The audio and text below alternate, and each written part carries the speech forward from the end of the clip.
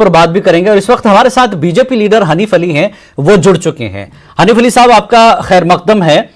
GHMC के नतायज आने शुरू हो चुके हैं।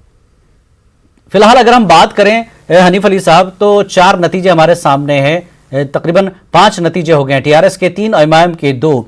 क्या कहेंगे इन नतीजों पर? सुबह जिस तरह से रुझान आ रहे थे वो, और अब नंबर में काफी बदलाव आ रहा है।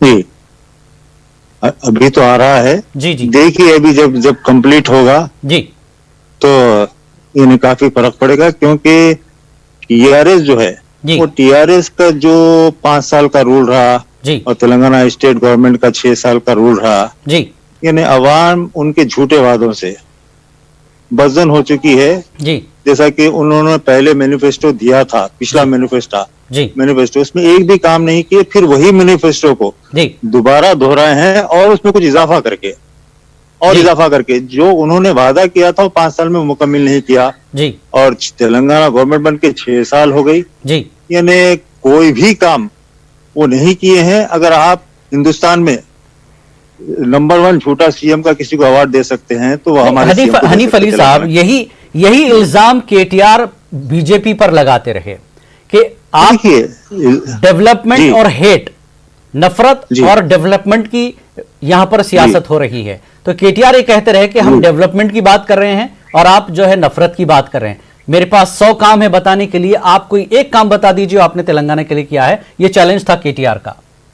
देखिए 117 साल के बाद यानी बारिश हुई हैदराबाद में, पता है आपको? जी बिल्कुल। सबसे पहले आपने देखा, वो बोलते हैं कि कौन बीजेपी का आया, तो सबसे पहले आपने देखा है कि किशन रेड्डी जी बिल्कुल दिल्ली से इमीडिएट रश करके हैदराबाद आए और किस अंदाज में उन्होंने काम किया है वो तमाम लोग देख चुके हैं। क्या कोई भी टीआरएस का मिनिस्टर या एमएलए कोई या एमआईएम का कोई एमएलए लीडर कोई आया काम करने के लिए? सबसे पहला आदमी जो पहुंचा है जी, वो जी किशन रेड्डी जी दिल्ली से इमीडिएट रश करे, और उन्होंने जिस अंदाज में फिरे हैं और जिस अंदाज में काम किए हैं, तो ये तो क्या टीआरएस और जिस अंदाज में कमी, आप जिन पर इल्जाम लगा रहे हैं, टीआरएस और एमआईएम के लीडर नहीं गए लोगों से मिलने? उनकी बाजाबातकारी के लिए काम नहीं हुआ? सुनिए 3 दिन के बाद जाते हैं जी, कि सेम डे जाना चाहिए आपको? अरे भाई आपकी तो हुकूमत है, हम पहुंच गए विद इन नो टाइम। लेकिन आप कब जा रहे हैं 3 दिन के बाद, जब ये थोड़ी सी कमी आती है बारिश में या लोगों को रिहेबिलिटेशन में, यानी इमीडिएट एनडीआरएफ टीम्स भेजाए गए हमारे पास से, सेंटर से, तमाम चीजें हम करे। लेकिन जब जरा थोड़ा रिलैक्सेशन हुआ, थोड़ा सा हुआ, उसके बाद जाने का क्या मतलब है बताइए आप? देखिए आप, यानी आवाम के दुख और दर्द, सियासत अपनी जगह है, सियासी जमात अपनी जगह है बिल्कुल, लेकिन आवाम के दुख दर्द में अगर आप साथ नहीं होंगे तो ला महाला अवाम आपसे बदजन होगी। जी, लेकिन हनीफ साहब, टीआरएस की तरफ से एक सवाल यही था कि आप सैलाब के वक्त जो है इमदाद के तौर पर तो बीजेपी के बड़े लीडर नजर नहीं आते, इंतखाबात होते ही सारी जो है मंडली यहां पर पहुंच जाती है बीजेपी की, बड़े बड़े लीडर दिल्ली के जो है गली के इलेक्शन में पहुंच जाते हैं। तो सवाल केटीआर यही कर रहे थे कि जब अवाम परेशान थे हैदराबाद के, तो बड़े लीडर कहां थे जब? यानी आप जो है सवाल करने से पहले मैं जवाब दे चुका हूं, क्योंकि उन्होंने जो इल्जाम लगाया था मुझे पता है। यानी क्या केटीआर, केसीआर, कोई भी जब ये बारिश हुई थी कोई था फील्ड पे? नंबर 1 सबसे पहले कोई दिल्ली से रश करके हैदराबाद आए और फील्ड पे थे, वो जी किशन रेड्डी जी है। तो हम तो हमेशा भी आवाम के बीच में, आवाम नहीं, मदद क्या की के बीच में है। आप पहुंचे, बात किया, सब ठीक है, लेकिन मदद की बात केटीआर ये कहते हैं कि मदद किसने की? अरे देखिए एनडीआरएफ टीम्स किसने लगाए? यानी जो टीम्स काम किए हैं इमीडिएट एनडीआरएफ टीम्स को लगाया गया है, तमाम चीजें की गई हैं और मरकज की तरफ से इमदाद भी आई है उनको। देखिए आप अगर मरकज से कोई इमदाद नहीं मिली ये टीआरएस कहती है, आप कह रहे हैं इमदाद है ना? सर देखिए ये वो नहीं मिलने बोलने से कुछ होने का नहीं है जी। हम ऑलरेडी इमदाद भेज चुके हैं जी, और ये देखिए अब हम इंस्पेक्शन करवा चुके हैं। 1000 करोड़ बोलते हैं तो यानी जितना भी नुकसान हुआ है वो मैक्सिमम से मैक्सिमम यानी सेंट्रल गवर्नमेंट पहुंचा चुकी है, और भी मजीद कोई जरूरत होगी तो पहुंचाने का वादा कर चुकी है। नहीं देखिए, केटीआर ने बाकायदा होशियार हैदराबाद करके एक प्रोग्राम हुआ था, उसमें उन्होंने साफ कहा मीडिया के सामने कि आप गुजरात को इमदाद देते हैं, आप कर्नाटक पड़ोसी रियासत है, वहां इमदाद देते हैं, क्यों? इसलिए कि बीजेपी की सरकार है। यहां पर टीआरएस की सरकार है, आप इमदाद नहीं करते। इसका जवाब जो है बीजेपी ने नहीं दिया है इलेक्शन की मुहिम में। देखिए सर, मैं आपको बताता हूँ, क्योंकि मैं सेंट्रल वक्फ काउंसिल का मेंबर भी हूँ जी जी, और मिनिस्ट्री ऑफ माइनॉरिटी अफेयर्स से मेरा कनेक्शन है जी 200 करोड़ रुपए हम रेसिडेंशियल कॉलेज या रेसिडेंशियल स्कूल जो है ना जी। तेलंगाना स्टेट के, जी। उसको हमने जारी किए, जी लेकिन हम आज तक उसका यूटिलाइजेशन सर्टिफिकेट हमको नहीं मिल रहा है। जी क्योंकि आपको यूटिलाइजेशन सर्टिफिकेट देना है ना, जी, तो 200 करोड़ रुपए हम जारी करें, तो क्या किसी को मालूम है ये रेसिडेंशियल स्कूल को हम 200 करोड़ रुपए दिए आपको? किसी को पता नहीं है। तो ऐसे कई चीज हम विचार चुके हैं, लेकिन यूटिलाइजेशन सर्टिफिकेट। चलिए हनीफ साहब, आपकी बात मैं मान लूं, लेकिन इंतखाबी मुहिम में आप पाकिस्तान, हिंदू मुसलमान और भाई बंधु की सरकार, खानदानी सरकार, अगर आपने इतने डेवलपमेंट के काम किए हैं और सरकार की इतनी मदद मिली है, तो आप इन इश्यूज को छोड़ दिया आपने इंतखाबी मुहिम में। वो इशू आपको बताना चाहिए था ना आवाम को कि हमने इतनी मदद की, हमने ये दिया।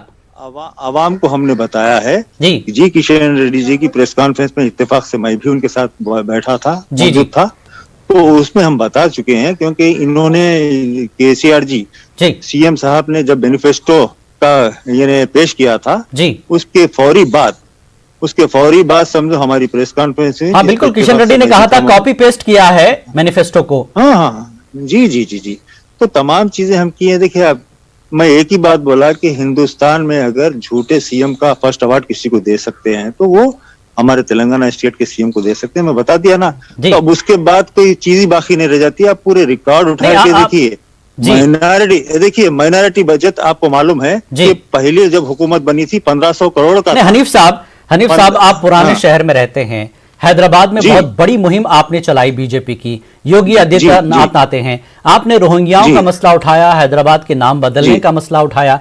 क्या ये जीएचएमसी इंतखाबात के मुद्दे थे?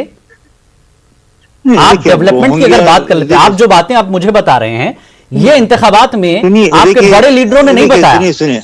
आपके बड़े लीडरों ने रोहिंग्या का मसला उठाया, आपने कहा यहाँ आतंकवादी रहते हैं, निजाम का कल्चर बदल देंगे, हैदराबादी कल्चर बदलेंगे, हैदराबाद का नाम बदलेंगे। ये मुद्दे नहीं थे ना हनीफ साहब? नहीं, देखिए आप सुनिए, हैदराबाद का नाम बदलेंगे ये बात हुई है जी, लेकिन उसके बाद एक क्लियरिफिकेशन भी हमारे city president Ramchandra Rao MLC ji उन्होंने दिया है कि ये सब बेकार बातें, कोई हैदराबाद का नाम नहीं बदलेगा। उन्होंने क्लियरिफिकेशन दिया था प्रेस कॉन्फ्रेंस में। तो वैसे क्या है, किशन रेड्डी जी की भी कई प्रेस कॉन्फ्रेंस उन्होंने कभी भी ये बात नहीं कही है जी, कभी भी नहीं कही है उन्होंने। तो ये चीज होने की नहीं है जी। तो ये जो भी है, हम हमारा जो मैनिफेस्टो था वो देख लीजिए आप जी, उसमें हमने आप जितनी संजीदगी से इस वक्त न्यूज़ 18 पर बता रहे हैं बीजेपी के बारे में, और किशन रेड्डी भी, इसमें कोई शक नहीं, एक सुलझे हुए लीडर हैं, और एक यहाँ से वो जब एमएलए थे तो उन्होंने भी काफी काम किया था, अब एमपी हैं और एक सुलझे हुए लीडर हैं, वो बात सोच समझ कर करते हैं। लेकिन जब मुहिम चलती है तो बड़े लीडर जब आते हैं तो उनके सामने हैदराबाद को ऐसे पेश किया गया, और बंडी संजय जिनको आपने भी सदर बनाया है बीजेपी का, रियासत का, वो सर्जिकल स्ट्राइक की बात कर रहे हैं।